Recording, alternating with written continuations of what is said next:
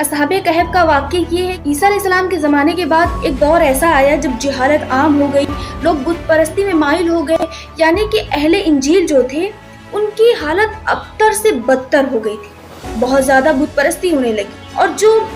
ایمان لے آتے اسے بھی بت پرستی پر مجبور کیا جاتا تھا۔ اسی دور میں دقیانوس بادشاہ تھا، بہت ظالم، بہت جابر تھا۔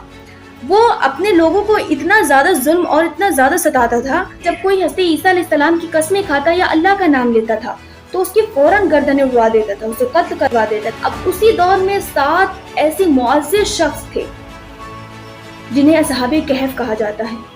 اب ان لوگوں نے جب سنا کہ دقیانوس اس طرح کرتا ہے، وہ لوگوں کو قتل کروا دیتا ہے، تو انہیں اپنے ایمان بچانے کی فکر ہوئی، انہیں اپنی جان کی فکر نہیں ہوئی۔ انہوں نے سوچا وہ سب کو قتل کر دیتا ہے تو بے شک وہ ہمیں بھی قتل کر دے گا۔ اسی ڈر سے وہ 7 لوگ ایک غار میں چھپ جاتے ہیں۔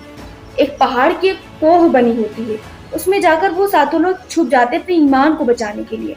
اب کچھ دنوں کے بعد جب دقیانوس کو یہ پتہ چلتا ہے کہ اتنے لوگ حضرت عیسیٰ علیہ السلام کا کلمہ پڑھتے ہیں، اللہ کا نام لیتے ہیں، اللہ کی عبادت کرتے ہیں، اور وہ لوگ غار میں چھپے ہوئے ہیں، تو اس نے ایک شخص کو حکم دیا کہ جاؤ غار کا منہ اوپر سے دیوار کھینچ کے بند کر دو اور وہ اسی میں مر جائے، تاکہ یہ عبرت ہو، یہ لوگوں کو معلوم ہو کہ کوئی بھی اگر عیسیٰ علیہ السلام کا کلمہ پڑھتا ہے تو اس کے ساتھ یہ حشر ہوگا۔ اب وہ جو آدمی کو حکم دیا گیا، وہ اس کے اندر بھی تھوڑا ایمان تھا، وہ بہت نیک انسان تھا، لیکن حکم تھا بادشاہ کا، اگر وہ حکم نہیں مانتا تو اسے بھی قتل کر دیا جاتا۔ اسی کے خوف سے وہ گیا، اور وہاں پہ جب وہ غار کے اندر پہنچا تو اس نے دیکھا وہ 7 لوگ سو رہے ہیں۔ جب اس نے دیکھا کہ 7 لوگ سو رہے ہیں تو اس کے دل میں خیال آیا کہ لاؤ ان لوگ کا نام لکھ دوں، تاکہ جب کبھی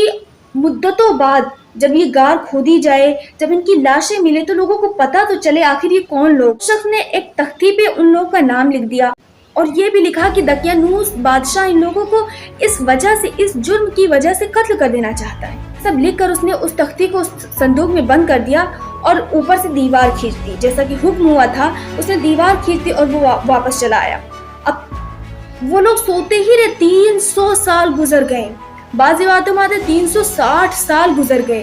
یعنی مدتوں بعد وہ بادشاہ دقیانوس ختم ہو گیا، اس کی رعایا ختم ہو گئی۔ اب وقتاً وقتاً ایک اور بادشاہ اب تخت پر بیٹھ گیا، وہ ایمان والا بادشاہ تھا، اس کا نام بیدوس تھا، بہت نیکور انسان تھا۔ بادشاہ تو بہت اچھا تھا، لیکن اس کی رعایا